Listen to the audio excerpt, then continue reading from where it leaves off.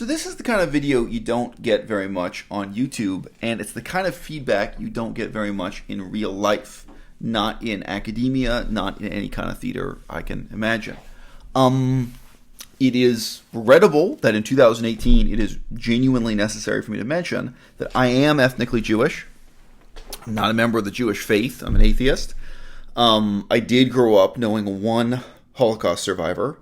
It would be ridiculous if I knew 10. There aren't that many around, and for my generation, I'm only 40 years old, so obviously most of them were deceased of old age when I was growing up. I do have connections to the Holocaust in my family, and also just in terms of my interest in political history, there are ways in which it's something I positively care about. And I'm someone who has visited Holocaust museums, I can't quite say all over the world. The two that really stand out in my memory, we recently went to basically two different Holocaust museums in France, in Paris, France. And many years ago, I went to the Holocaust Museum in Washington, D.C. I have probably been to other Holocaust museums. And because of my parents' métier, because of my parents' peculiar profession, Holocaust museums and human rights museums were a big part of my life growing up. Hearing about the changing tide in museology and government policy of governments around the world, more and more making an effort to build, multi-million-dollar institutions, big budget museums that were based around immortalizing ideas and that were not built around interpreting objects. So the sort of classical Western museum is a vase on a pedestal with a label. And we all know that's not the purpose and that's not the format of a Holocaust museum. And my parents were two of the most influential people in that transitional period, culturally and bureaucratically, as governments around the world started to make what they called idea museums. And we all know one of the reasons why Holocaust museums exist is that there is a small but vocal minority all around the world trying to claim that the Holocaust didn't happen or didn't matter, or that some revisionist position in history should be taken on it. So this is a case where setting down the basic facts of history in contrast to generalized ignorance is more of a struggle than, in almost any other province. If you were going to make a museum taking seriously the history of First Nations people, Indigenous people, you'd face ignorance, you'd face contempt, you'd face indifference. Many people just don't want to know about that history. But you would not face organized conspiratorial thinking on the way that Judaism, almost uniquely in the 21st century, the history of the Jewish people, it's really about Jewishness, not Judaism, faces global hostility on an unbelievable scale, unbelievable depth and intensity. And, when I was a kid, I thought that was going out of style. I thought, wait, when I grow up, this is going to be a thing of the past. We're going to look back on, like, the decade of the 1980s as the decade when anti-Semitism was fading out. But no, if anything, I think it's a more powerful force in society. And, there's Eastern European anti-Semitism, there's Islamic anti-Semitism, there's, like, American white neo-Nazi anti-Semitism. There are really many different schools of anti-Semitism. They're all very vocal and very active. So I say this as a disclaimer at the start of this video, because what I'm about to do is criticize a particular Holocaust museum. I digress briefly to come right back to my point. Just yesterday, I reached out to and sent some email to a guy. They were actually Facebook messages, same thing. A guy here on YouTube who is an activist for the vegan cause. He does animal rights and veganism. And he's a guy who said a lot of really embarrassing things about communism lately, making pro-communist statements. And I thought it was interesting that his audience had the moral fiber to stand up to him and say, hey, this stuff you're saying about communism, you're actually, justifying and making excuses for and running roughshod over the deaths of tens of millions of people. This is an issue where there's a huge body count. So, you sound ignorant as hell. You got to really reconsider what you're saying here. This is a disservice to everyone. This kind of warning being given to him. I thought both of those things were interesting. And it is very strange that murder on the scale of millions of people is handled so differently in the context of the history of communism than it is in the history of fascism. But I took some time to reach out to this guy and say, hey, look, I realize you're probably saying these things out of ignorance, but this is who I am. This is my academic background. This is why I know so much about the reality of communism, including the events that killed tens of millions of people at a time, of which there are many, many separate discrete events. It's not just one Holocaust in the case of the history of communism, the history of Russia, history of China, history of Cambodia. There are all these different examples you can draw on in different periods, lasted much longer than the Nazi regime lasted in Germany. But what I'm fundamentally dealing with there is the puzzle of ignorance in politics. And we tend to think about morality as if we're all making informed choices between alternatives that have been set out on the table in front of us. And we're not. Almost all of us, if you think about a deck of cards being laid out on the table, the problem is precisely people are only looking at the cards. They're only looking at the options that they're already aware of. They're rarely seeking out and examining new options. So when you're talking to somebody like that, there's an interesting question of making the effort to say, hey, look, I'm not here to just damn you and condemn you. And I wrote to him saying, look, I assume you really can't understand why these people are responding in this harsh manner, condemning you. But as a hypothetical thought experiment, think about how you would feel if one of your relatives, like, I don't know, you're at Thanksgiving dinner and your uncle, if one of your relatives started saying positive things about Adolf Hitler, about the history of the Nazi Party. Think about the combination of embarrassment and awkwardness and shame and, I don't know, maybe some anger and outrage you'd feel, and you think, what am I going to do? Am I going to sit down with Uncle Charlie and really try to talk him through the history of World War II? Am I going to just walk out of the room? Am I just going to laugh in his face? You know, what are you going to do in this situation? And it's very, very rare for people to reach out positively and try to address these questions. You can't make the right choice when you don't even know what the options are. And that's really one of the tragedies of politics in the 21st century. To some extent, people act in their rational self-interest.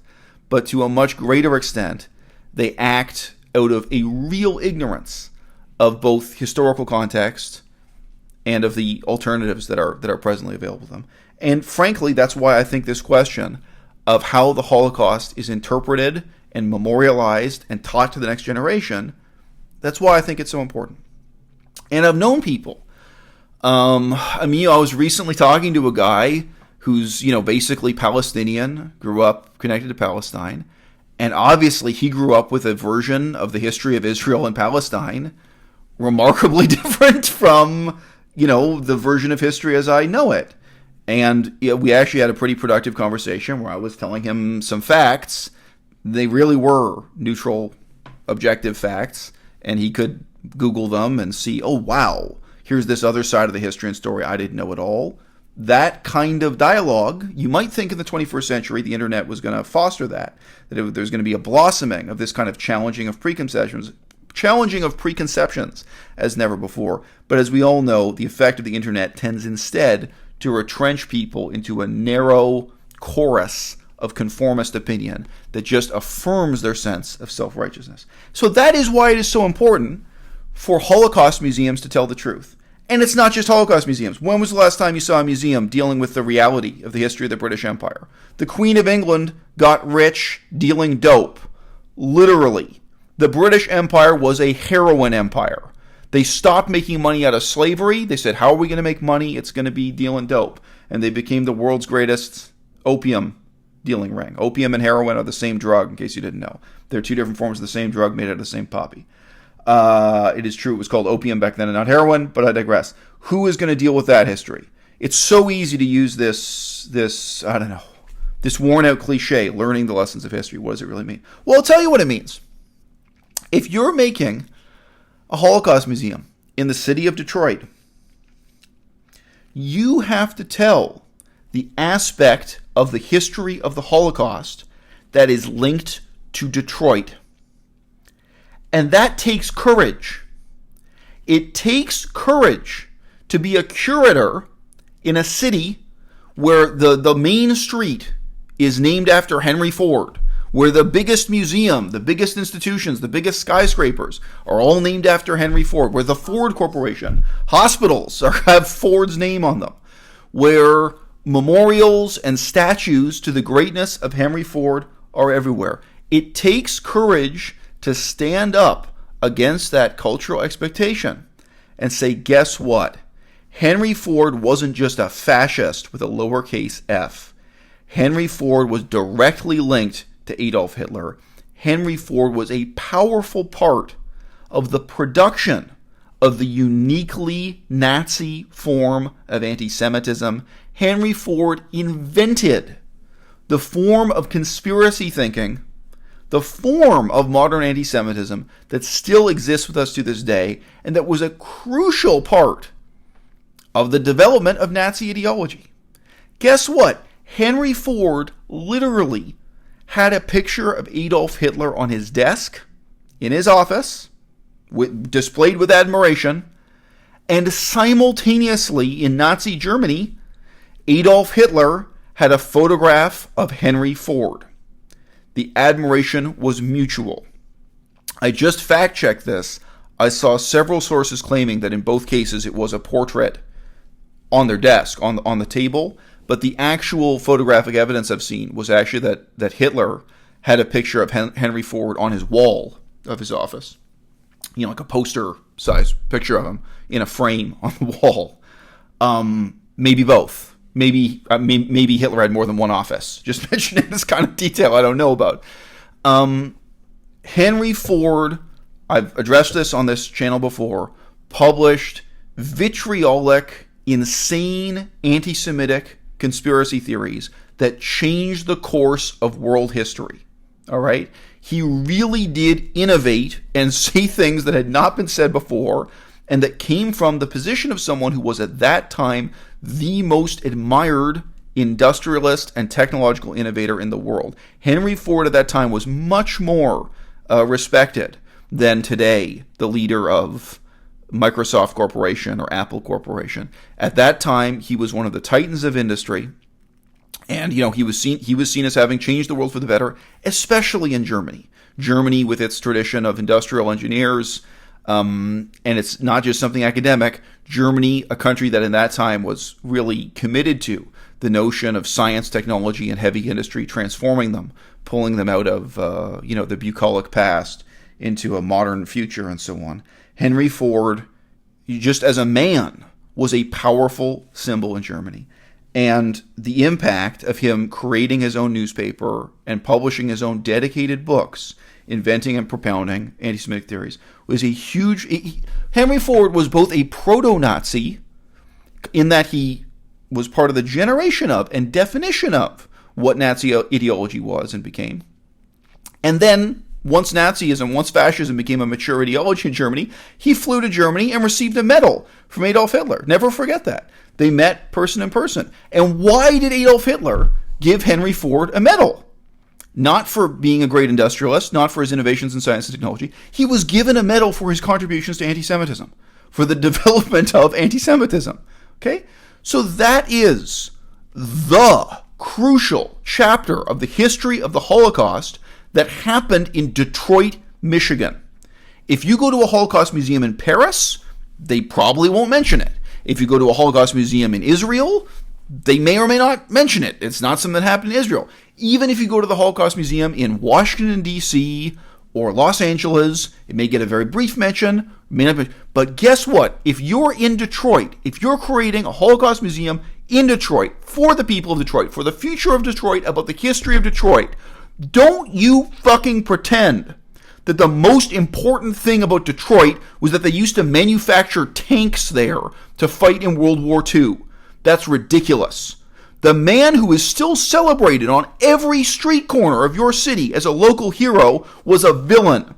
And he wasn't just a villain in some generalized sense. He wasn't some fascist with no particular link to anti-Semitism or the Holocaust. He was absolutely the worst type of fascist. He was literally more despicable than Goebbels. This is ridiculous.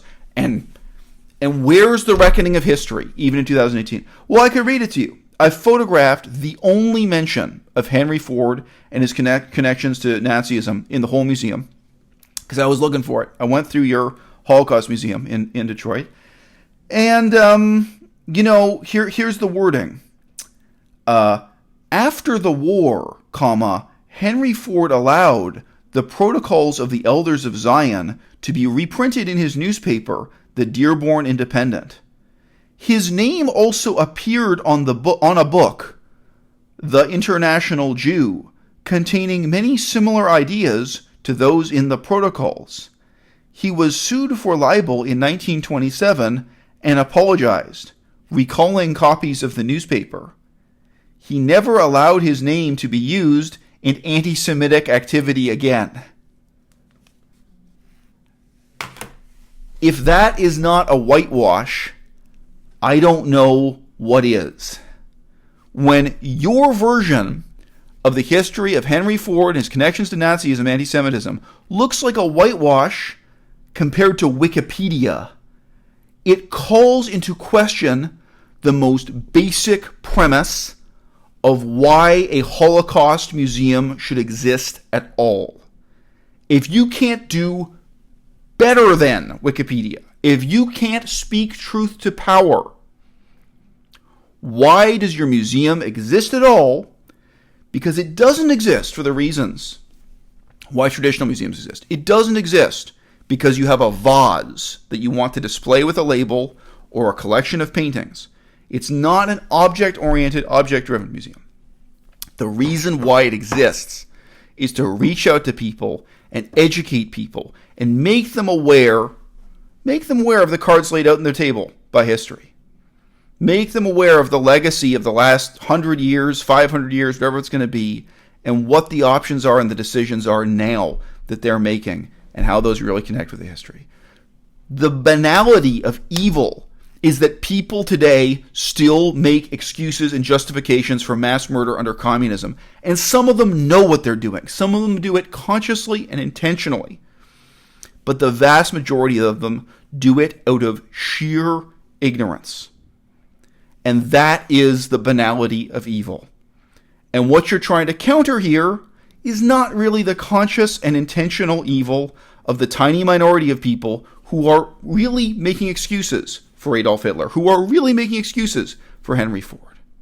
It's to enlighten the people who are participating, who are complicit in that evil out of sheer ignorance.